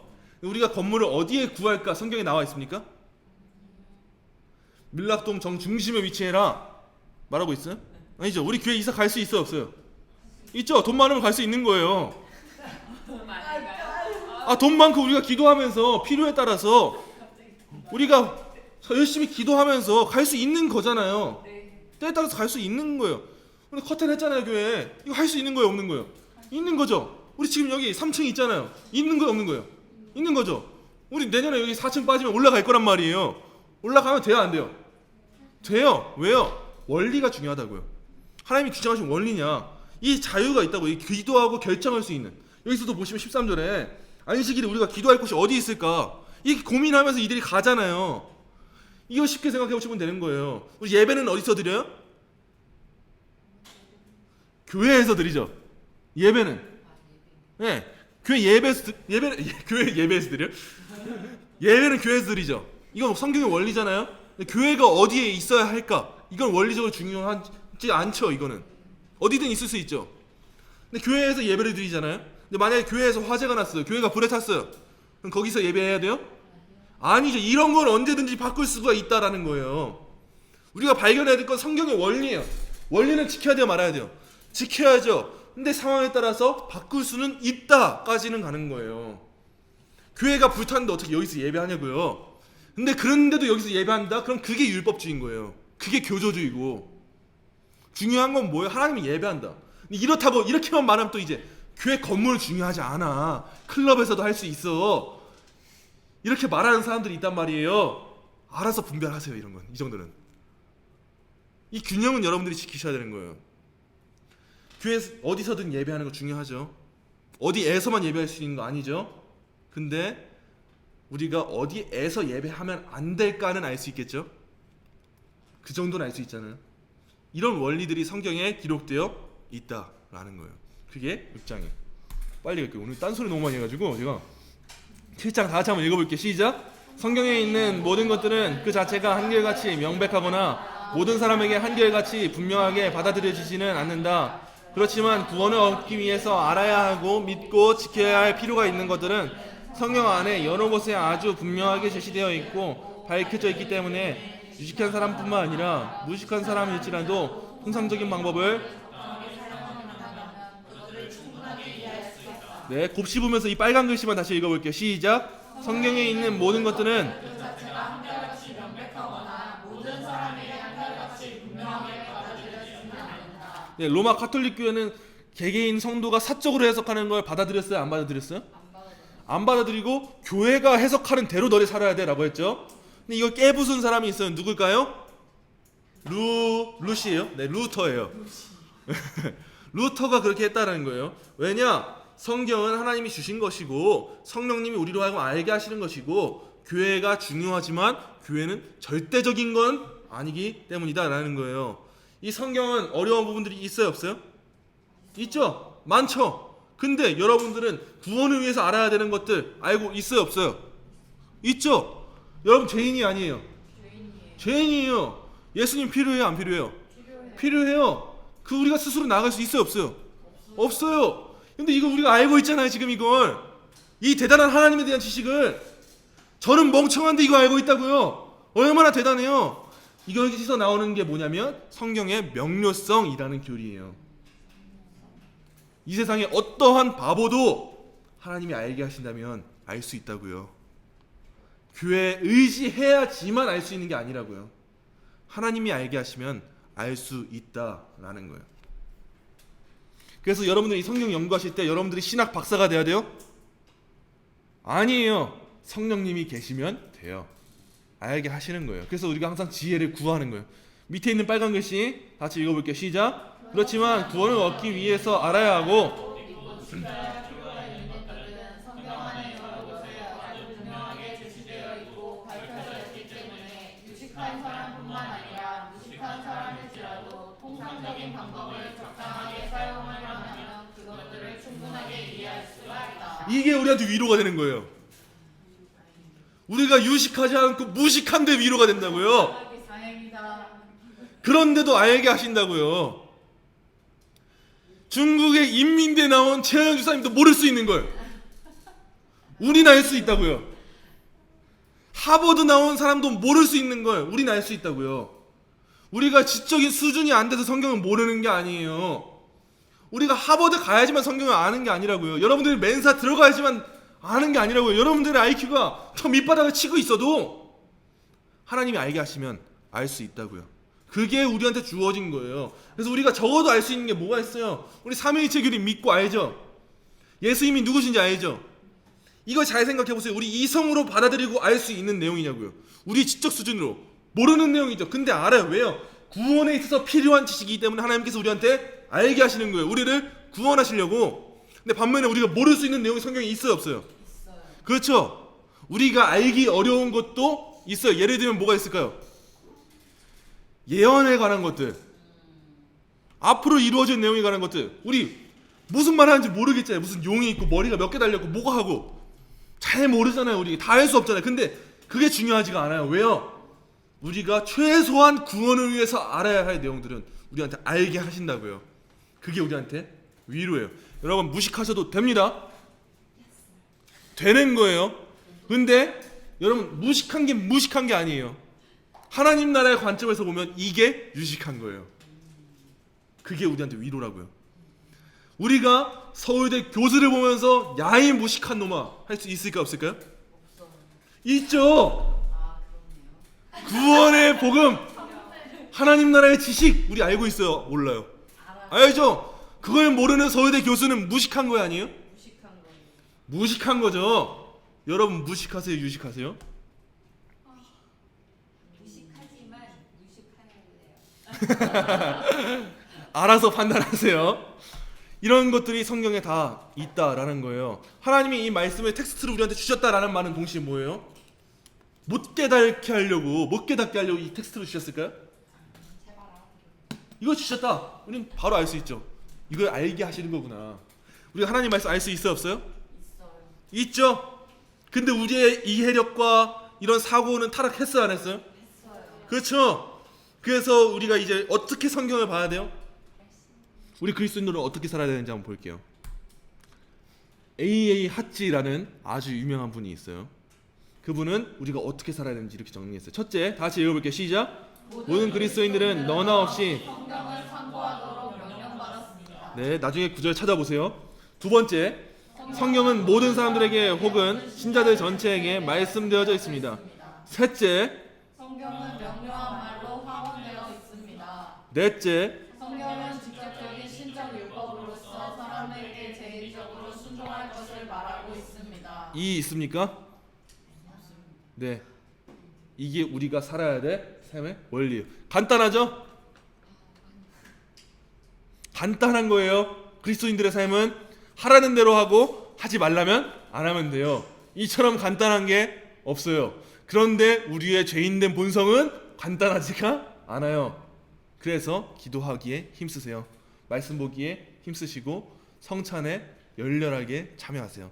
그 은혜를 붙잡으셔야 돼요. 주시는 걸 바라보세요. 그럼 우리가 이렇게 살아갈 수 있을 거예요. 이어서 파랑 볼게요. 파랑 너무 기니까요. 빨간 글씨만 읽어볼게요. 히브리어로 되어 있는 구약성경 히브리어는 옛날 하나님의 백성들이 사용한 원어였다. 헬라어로 되어 있는 헬라어는 신약 성경이 기록될 당시 가장 일반적으로 사용되었던 국제어였다. 는 하나님에 의해 직접 명감되었고 또한 하나님의 비상한 보호와 섭리에 의해 예나 지금이나 신선하게 보존되었기 때문에 신임할 만하다. 그러므로 모든 종교적 논쟁에 있어서 교회는 최종적으로 성경에 의존해야 하는 것이다. 네, 여러분 왜 구약 성경이 히브리어로 기록이 되고 왜 신약 성경이 헬라어로 기록됐을까요? 네, 어디 있어 있죠? 하나님의 백성들이 사용하는 거고 네, 헬라어는 신약 성경에 기록된 그렇죠. 이게 포인트인 거예요. 왜 구약 시대 히브리어로 기록이 됐냐? 왜냐하면 하나님께서는 이스라엘 백성들을 언약적 도구로 택하셨죠. 그래서 내 말씀은 내 백성들에게 주어지는 것이다를 보여주기 위해서 히브리어로 구약 성경을 기록하셨죠. 근데 신약 성경은 왜 헬라어로 기록하셨어요? 그 당시에 통용어라고요. 이제 복음의 개방성을 보여주시는 거예요. 이방인들에게 구원이 있어요, 없어요? 있죠. 우리 이방인이잖아요.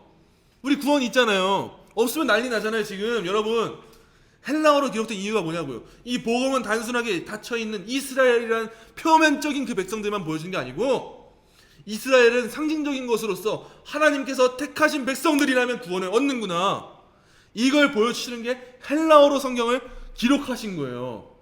우리가 이스라엘 백성들을 보면서 성경에 나온 구약시대 이스라엘 백성들을 보면서 깨닫는 게 뭐예요? 아, 우리 삶이 이렇구나.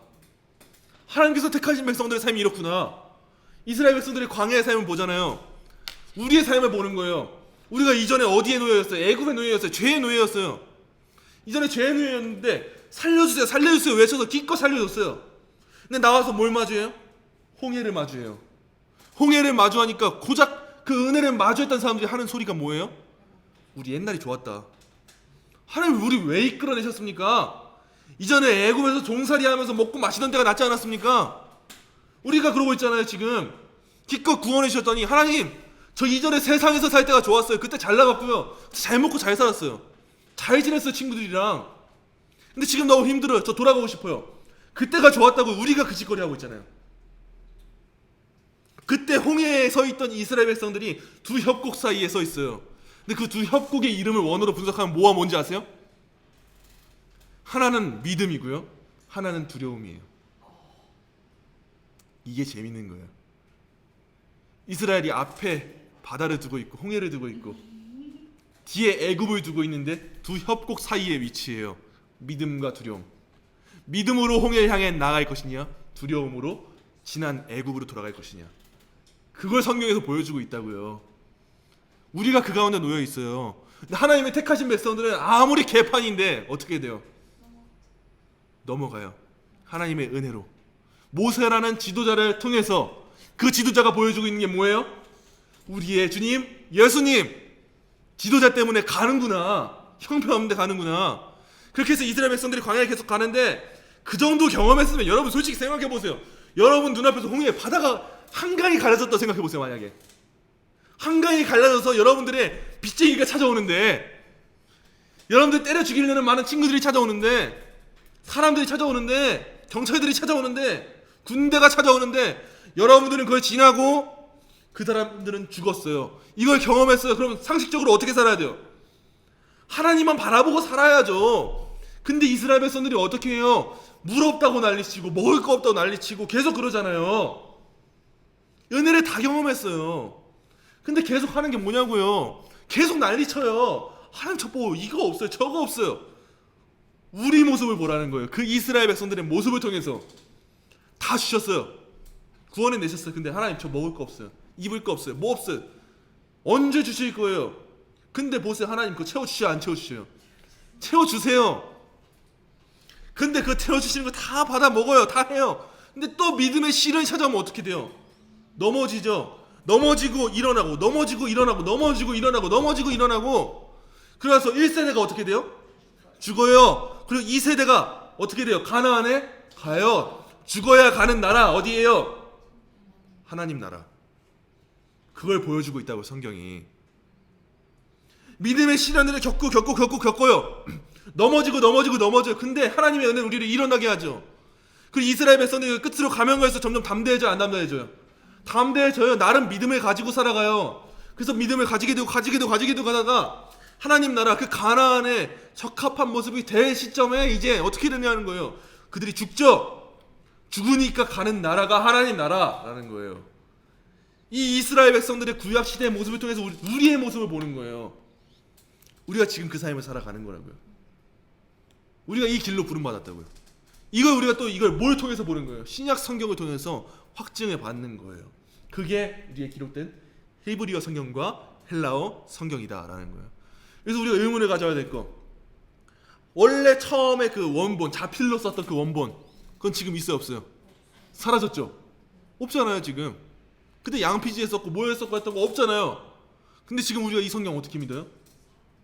그렇죠. 사본들이 있었죠. 사본에 오류가 없었을까요? 뭐 가끔가다 숫자 하나씩 빼먹을 수도 있고, 글자 하나 틀릴 수도 있고. 여러분 손으로 글자 한번 써보세요. 안 틀려요? 사본은 틀릴 수 있죠. 근데 하나님의 섭리가 우리가 구원을 얻기 위해서 이 성경을 보는데 여기에 오류가 있게 하실까요? 없죠. 그래서 우리가 이 성경을 원문은 없지만 사본이지만 믿고 따르는 거예요. 우리는 하나님의 뭘 믿어요? 섭리. 하나님의 섭리는 우리한테 결코 엇나가게 하지 않으실 거예요. 이 성경을 보존시켜 주시죠. 숫자 하나 빼먹을 수 있죠. 구원 얻기에 그게 필요하지 않을 거예요.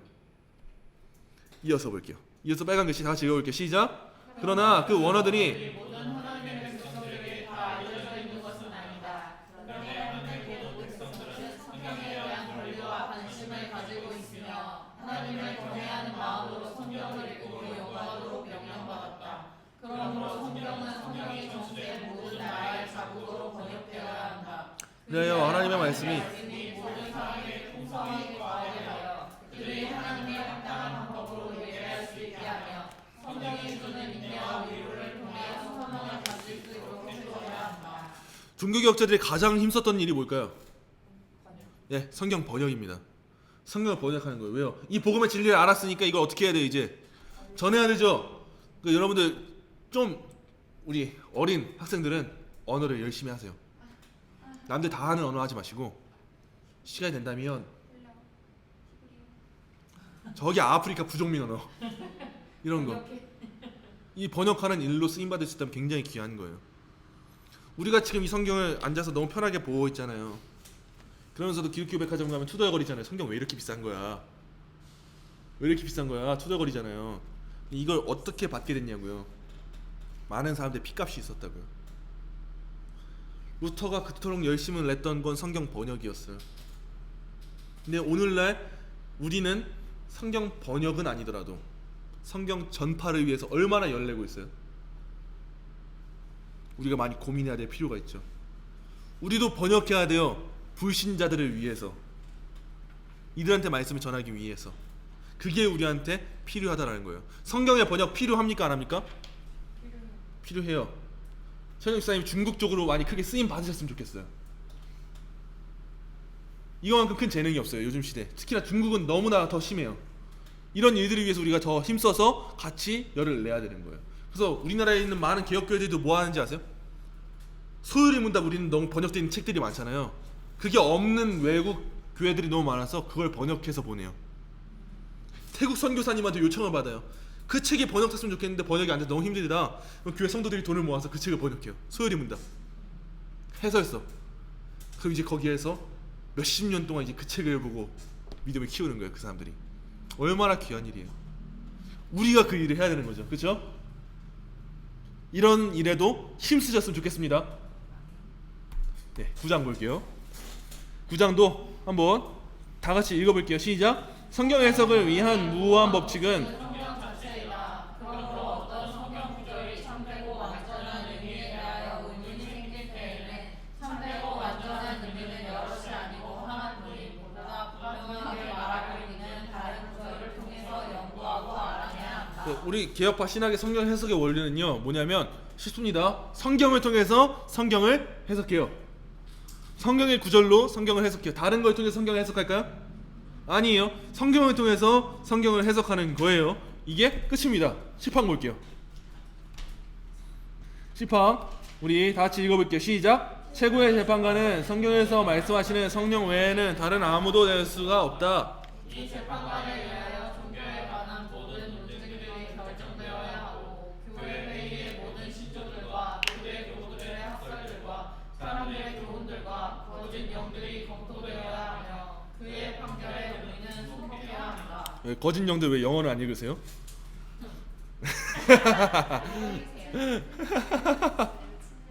네, 넘어가세요. 여기서 중요한 거, 우리의 최고의 재판관이 누구예요? 성경. 로마 카톨릭 교회는 최고의 재판관이 누구였어요? 교황, 교회였죠. 근데 우리는 누구예요? 성경 외에 우리의 양심을 심판할 수 있는 것이 있습니까? 없습니까? 없죠. 그럼 제가 만약에 여러분들의 양심을 조금 건드릴 수 있는 말을 할 수 있죠? 너 왜 오늘 화장 안 하고 왔냐? 이런 말을 하면 여러분들의 양심의 가책을 입어야 돼요, 말아야 돼요? 이에 입을 만한 그런 말은 아니에요. 근데 만약에 어떻게 교회에 오는데, 하나님의 말씀을 들으러 오는데 기대하지 않은 마음으로 올 수 있습니까? 어떻게 간절한 마음으로 오지 않을 수 있습니까? 이런다면 그 말은 양심의 속박을 얻어야 돼요, 말아야 돼요? 얻어야 되죠. 그 말 자체가 제가 말해서가 아니고 성경의 원리를 따라서 성경이 우리한테 재판관이 돼야 된다라는 거예요. 그래서 참된 교회가 해야 되는 일이 뭐예요? 참된 말씀을 선포하는 거. 그렇죠? 참된 교회에도 증거들이 세 가지 있어요. 뭘까요? 첫 번째, 참된 말씀의 선포예요. 두 번째, 뭘까요? 참된 교회의 표지 세 가지. 첫 번째, 참된 말씀의 선포. 두 번째 뭐예요? 바른 권징의 시행이에요. 권징이 없죠, 오늘날의 교회들은. 권면하고 징계한다라고 생각하면 돼요. 잘못된 거를 짚고 때로는 징계하고 때로는 출교까지도 가능합니다. 신약시대의 출교는 사실 구원 탈락과 같은 말이었어요, 거의. 오늘날 출교라고 하면 뭐 다른 교회 가면 되지 이렇잖아요. 근데 그게 아니에요. 너 성도 아니다예요. 근데 이걸 그냥 차가운 마음으로 하는 게 아니라 이 사람한테 기회를 주는 거예요. 사랑하는 마음으로. 너 성도 아니다 이렇게 하면 회개하고 돌아와라. 그가 왔을 때는 어떻게 해요? 회개하고 왔다고 하면 받아줘요. 그게 교회인 거예요. 근데 오늘날 교회들에 그런 권징이 없잖아요. 목사님이 왜 그렇게 하셨습니까? 라고 하면 삐지기나 하고 나 교회 못 다니겠어. 저 내 얘기 하시는 것 같아 설교 시간에. 이런 게 아니라는 거예요. 여러분들 따로 뭐 골방으로 안 끌려가시잖아요. 감사한 줄 아셔야죠. 여러분, 참된 권징이 있는 게 진짜 교회라고요. 그게 신앙생활 그렇게 하지 마세요. 똑바로 하세요. 이게 교회라고요. 말씀에 의해서 된다면. 마지막 세 번째는 참된 성례의 집행이에요. 성례의 의미가 똑바로 돼야 되는 거예요. 가볍게 아무나 세례 주고 이게 아니에요. 네. 네. 니을 여의 아니야. 세례 할 때리. 그래서 사도행전 15장 한번 볼게요. 사도행전 15장에서 교회가 문제가 생겼을 때 어떻게 해결이 되는지 한번 볼 거예요. 15장 1절부터 한번 볼게요. PPT를 안 만들었네. 사도행전 15장 1절, 교회에 문제가 생겼을 때 어떻게 하는지 보는 거예요. 한번 다 같이 읽어볼게요. 시작. 어떤 사람이 유대로부터 내려와서 형제들을 가르치되 너희가 모세의 법대로 할례를 받지 아니하면 능히 구원을 받지 못하리라 하니. 네, 안디옥 교회에서 지금 논쟁이 생겼죠. 어떤 논쟁이에요? 할례를 받지 않. 그쵸, 할례 안 받으면 너네 구원 못 받는다. 이런 거에 대한 논쟁이 생겼어요. 그래서 2절 3절 같이 읽어볼게요. 시작. 바울 및 바나바와 그들 사이에 적지 아니한 다툼과 변론이 일어난지라. 형제들이 이 문제에 대하여 바울과 바나바 및 그 중에 몇 사람을 예루살렘에 있는 사도와 장로들에게 보내기로 작정하니라. 이 논쟁을 해결하기 위해서 협의회가 하나 생겼어요. 이 교회 회의가 생기는 거예요. 이어서 볼게요. 4절 다 같이 읽어볼게요. 시작. 예루살렘에 이르러 교회와 사도와 장로들에게 영접을 받고 하나님이 자기들과 함께 계셔 행하신 모든 일을 바라매. 이제 회의가 어떻게 돼요? 시작이 되죠. 이제 이어서 4절 5절 같이 4절부터 다시 한번 볼게요. 시작. 예루살렘에 이르러 교회와 사도와 장로들에게 영접을 받고 하나님이 자기들과 함께 계셔 행하신 모든 일을 바라매. 바리새파 중에 어떤 믿는 사람들이 일어나 말하되 이방인에게 할례를 행하고 모세의 율법을 지켜 명하는 것이 마땅하다 하니라. 논쟁이 문제가 되는 성경에 대해서 이제 펼쳐지기 시작했죠. 이제 마지막으로 이제 6절부터 30절의 말씀 너무 길잖아요. 이제 이 회의가 이런 방식으로 해결되어서 나가요. 여기서 보게 되는 건 뭐냐면 우리 교회 안에 문제가 생겼을 때 우리가 어떻게 해결해야 되는 거예요. 교회는 어떻게 문제를 해결하는가, 이 순서를 보시면 돼요. 첫째 뭐예요? 논쟁이 생기니까 이제 둘째 어떻게 돼요? 회의를 소집하죠. 회의를 소집해요. 셋째도 회의가 이제 시작이 되죠. 넷째, 이 회의에서 이제 잘못된 것이 무엇이었는지 성경을 통해서 밝혀나가죠. 그 이후에 성경을 통해서 밝혀나간 회의를 이제 확증해 나가는 거예요. 교회에서 문제가 생겼을 때 우리는 네 편 내 편 하기 바쁘잖아요. 이 사람을 보고 저 사람을 보고 이 말이 맞냐 저 말이 맞냐 하기 바쁘잖아요. 근데 그게 아니라고요. 성경에서 말하고 있는 교회가 문제가 생겼을 때에는 사람들의 재판관으로 삼지 않는다고요. 저 집사님이 맞는 것 같아, 저 집사님이 맞는 것 같아. 제가 하는 말이 맞을까 아니면 저 사람 말이 맞을까? 단순하게 이러한 말이 아니에요. 누가 더 논리적으로 말하냐. 집사님 한번 말씀해 보세요. 왜 그렇게 생각하시는 거예요? 이런 상황이지 않습니까? 이래야 되니까 이런 거예요. 누가 손 들고 전 다르게 생각하는데요. 저는 그렇게 안 보는데요. 이거 힘든 사람도 있을 것 같은데 뭐 어쩔 것 같은데요. 저쩔 것 같은데요. 이런 게 교회의 문제 해결 방식이 아니라고요. 교회에 문제가 생겼을 때 뭐 어디 앞으로 와야 돼요? 말씀 성경 앞에 와서 우리가 어떠한 성경 구절에 의해서 잘못된 모습을 보이고 있었는지, 또한 그럼 우리는 어떠한 결정을 내리는 것일지, 이거를 뭘 통해서 확인하냐? 성경을 통해서 확인하는 게 교회의 문제 해결이라고요. 만약에 시은이랑 다은이랑 싸웠어요. 이 성경 공부 현장에서. 그러면 여러분들은 아유 그렇게 속상했겠어, 어째 저째 하시겠죠? 그게 아니라고요. 자, 한번 모여봅시다. 우리 이 두 사람이 싸운 이유는 아무래도 이런 부분에 있어서 충돌하는 것 같습니다. 근데 우리 성경에서는 어떻게 이 문제에 대해서 말하고 있는지 한번 되짚어봐야 될 것 같습니다. 성경에서는 어떻게 말하고 있을까요? 아, 성경에서 이렇게 말하고 있네요. 이런 거네요. 이런 거였군요.